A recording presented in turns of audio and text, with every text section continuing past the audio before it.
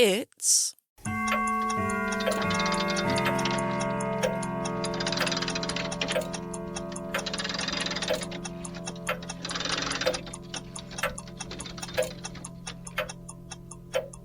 time for episode 22 of the Mystical Times blog podcast with me, Michelle Eve. This episode is not for the faint-hearted. For the Spooky Sunday section on my website, I look to find photos that have strange spooky figures that were not seen at the time of the photograph being taken and that cannot be easily explained. Sometimes I hear about the dark history of the area where the photo was taken, and it makes me wonder if those dark deeds have anything to do with the strange unknown figure innocently captured on a photograph. This is one of those cases. But don't forget, if you've had a spooky experience, then I want to hear about it. Send your spooky experiences to spooky@mysticaltimesblog.com. The dark history behind the ghostly photo. This is a photo taken in Trowbridge, Wiltshire, in 2014.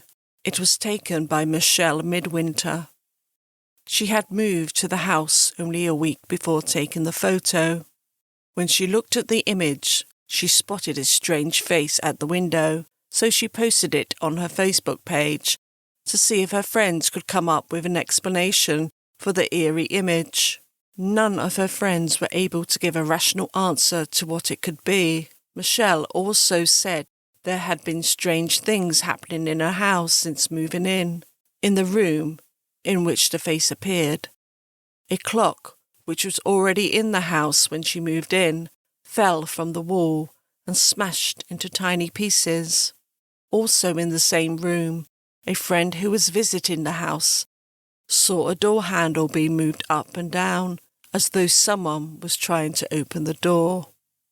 Michelle and her friend thought there was someone in the house, so they searched all the rooms, even the loft, but nothing was found. Michelle also reported that lights would flicker on and off. Scratching sounds coming from inside the walls could also be heard, along with unexplained noises from the first floor. There seems to be something more behind this ghostly photo, and when it was reported to the press, a local historian, Andrew Jones, said the face in the window resembled a face of a local man called Samuel Kent, who had been accused of murdering his 3-year-old son in 1860. So with this snippet of information, I took a deep dive into the local historical murder case.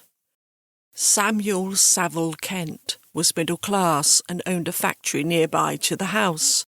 Samuel had been married to a Mary Ann West, and they had 10 children together. This large family moved to Road Hill House in a small village near to Frome called Road. Frome had been in the county of Wiltshire at this time. Unfortunately, Mary Ann started to suffer from mental distress, and her young daughter Constance seemed to be very much affected by her mother's behaviour.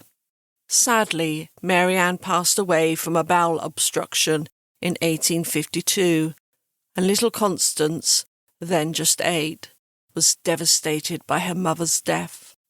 It was said that Constance's father had been having an affair with Mary Pratt, while still being married to Mary Ann. He denied this. It was shortly after the death of his wife that Samuel Kent went on to wed Mary Pratt. This was said to emotionally impact Constance, who was still grieving for her mother.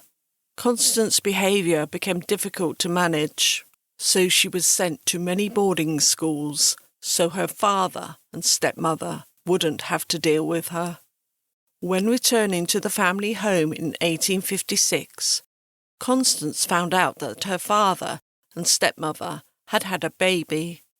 No one had told Constance of this new addition to the family, so you can only imagine how she felt when she found out that she had had a half-brother. It was said that Constance hated this baby as he reminded her of her stepmother. The baby boy, Francis, was said to have been a sweet-natured boy, and his parents doted on him. It was on the morning of 30th of June 1860 that 3-year-old Francis's bed in a bedroom which he shared with a younger sibling and the nursemaid was found empty. A search of the large property and grounds were conducted. Francis's body was found by one of the search party in an outside toilet. His throat had been brutally slit and there were stab wounds, but at the post-mortem, these were said to have happened after the child had died. The police were involved, and it was Superintendent Foley who conducted the investigation into this horrific crime. He interviewed all of the household, but no one was charged. The local magistrates put pressure on Foley to get more help in solving this case, so he approached Scotland Yard, who sent Detective Inspector Jonathan Whitcher, and he interviewed the top suspect, Elizabeth Goff, Francis's nursemaid, who, it is said, that Samuel Kent had been having an affair with too, but no evidence was found. Francis's mother was also investigated, but again, no evidence was found. It was the same outcome when he interviewed Samuel Kent. Detective Inspector Jonathan Whitcher then went on to question 16-year-old Constance. He said he felt his gut instinct told him it had been Constance that murdered Francis, and he arrested her. Constance did appear in court, but the case was dropped due to insufficient evidence. Constance's father and stepmother believed Constance to be the murderer and sent her to a convent in France for 2 years. When Constance returned to England, she attended a religious school in Brighton. This school had been founded by Reverend Arthur Wagner.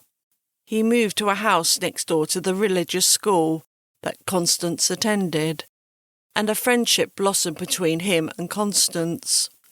The school encouraged their pupils to admit their sins on a regular basis, and this was when Constance admitted killing her half-brother Francis to the Reverend Arthur Wagner.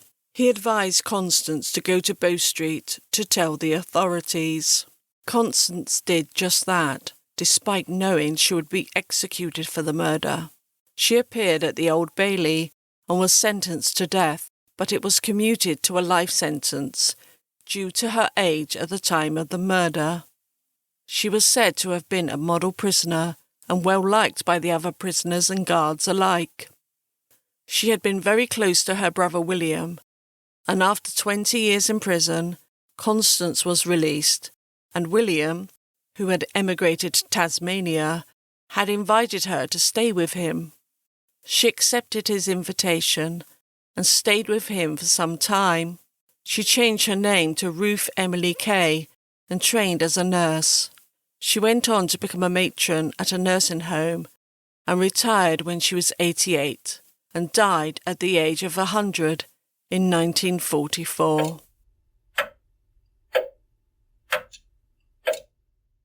That's all for this episode, and I do hope you enjoyed this rather dark episode. There won't be a new episode in August, but I can promise you that the episode in September will be worth waiting for. The next episode, episode 23, will be out on September the 27th, and it's called The Somerset Ghost. Till next time.